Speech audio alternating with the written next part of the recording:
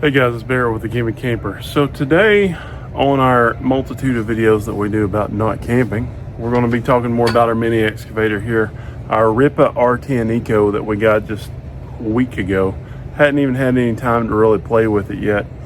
I'm going to take a minute this afternoon, hopefully, and go through all the grease fittings and show you guys all that later, but that'll be a different video. So on today's video, what we're going to focus on is I'm going to play with this quick hitch a little bit.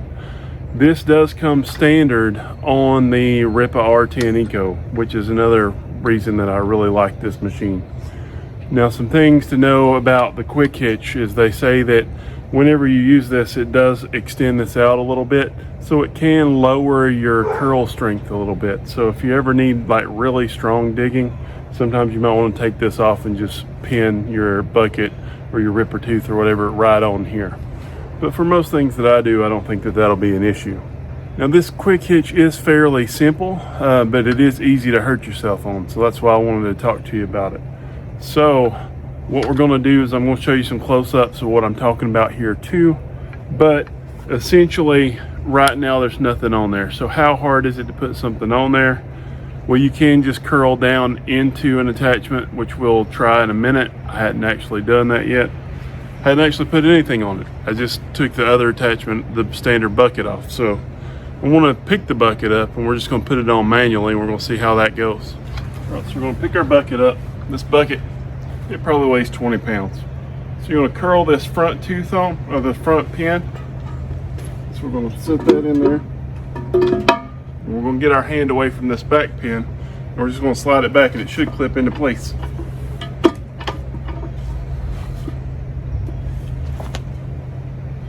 But it did not. There we go. I just had the angle just a little bit off. That's the first time I ever did it. I'm not going to edit you, so I want you to know exactly what it looked like. Now, in order to take something off, if you have it curled all the way, this is spring loaded and it's not going to come off because there's not enough tension on the spring to be able to drop it. Okay, so if you have it like this, you got to be careful for this, okay, because I'm going to lower this off here.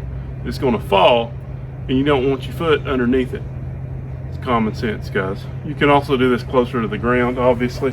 All right, so there's a pin on the side back here that I'm going to pull, which will cause a metal block in there to be able to be free and be moved, but it doesn't do anything because it's under spring tension. And you get you a wrench and you put on the stub out here.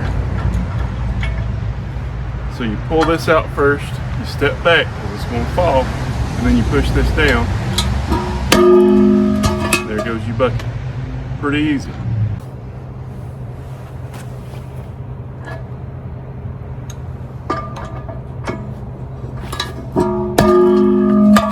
Alright, so when the attachment's off, you can see the edge of this pin right in here. And you can see how it's let that block up. When we put something else in, that block's going to go down and this pin is going to automatically go inward to hold it down and lock it in place. Okay guys, so we probably ain't going to do all the attachments today, but we'll probably do them all except for I've got an auger and a rock breaker, and I got to plumb the hydraulics and stuff for that, so I ain't going to mess with that today, but we're going to just kind of look at all the attachments that we got so we can be thinking about things that we can do in the future. So we got a ripper tooth. Of course, it's probably the lightest thing that I have. When you put that on there, you just want to get it at the right angle where it slides in there really good, and make sure it's back as far as you can, and then kind of tilt it back with a little bit of force, and it gets that spring. It's all done. Oh, we can do some damage with that thing. And then, like we said before, to release, I pull the pin, watch my feet, and push this spring. Boom, done.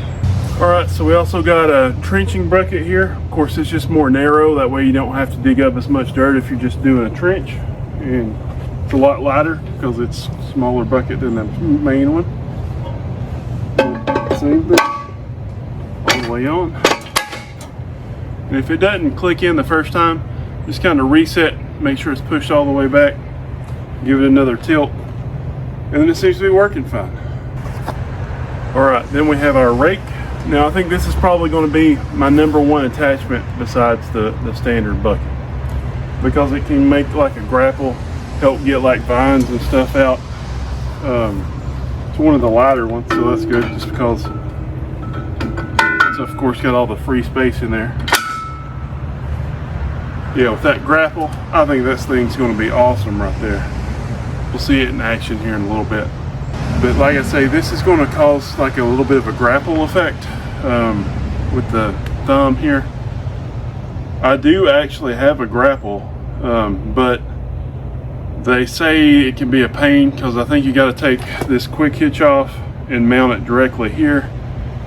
And I'm not sure that you're going to get that much benefit over the grapple than this two together. I mean, it's probably stronger because it seems to be heavy, pretty heavy built, but if you're not moving trees all day long, I don't really see the reason to change it out and go through the hassle.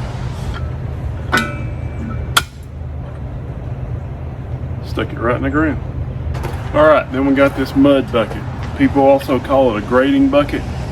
You know, it's wider, it's not toothed on the end, so it's not good for digging, but it's good for moving material and kind of grading. It's also the heaviest thing that I've tried so far. So this one we are going to try to just reach down and get from the ground. See how that works. Another reason that I said that we're not going to do the auger and the breaker today is because, like I said, you got to plumb the lines in, and when you do that, you got to use some fluid. And I don't have any hydraulic fluid here because it's going to lower the amount in my tank whenever I do that. So I'm going to put those on hold for another day. Let's try this.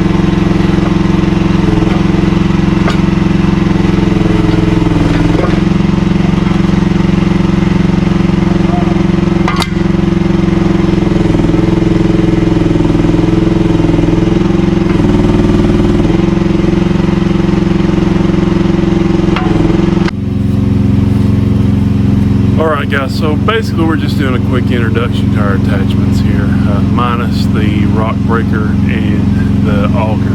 Now, we're going to put this rake on. I've got a creek in my yard here, did some tree work at the neighbor's side, and things are kind of piled up out there, so we're just going to use the old rake here and see if we can get some of this cleaned up a little bit more, which I guess is bad for an erosion standpoint, but it's mostly clean now, so we'll go ahead and clean it up. So you'll stick around and watch that. I'm just a guy learning how to do this. I never said I was any good at it. Alright guys, so we did use the rake a little bit. I'm going to show that video next. It came in really handy. It was kind of hard to get the hang of, because the main thing is, unless it's curled all the way, the grapple doesn't really line up with it, but I think it's because of the quick hitch. But the way geometry works is it's not going to line up one way or the other, so if you had the quick hitch off, then it would line up probably when it's straight down, but not when it's curled. So it ended up being okay. It's just a couple of kinks to work out.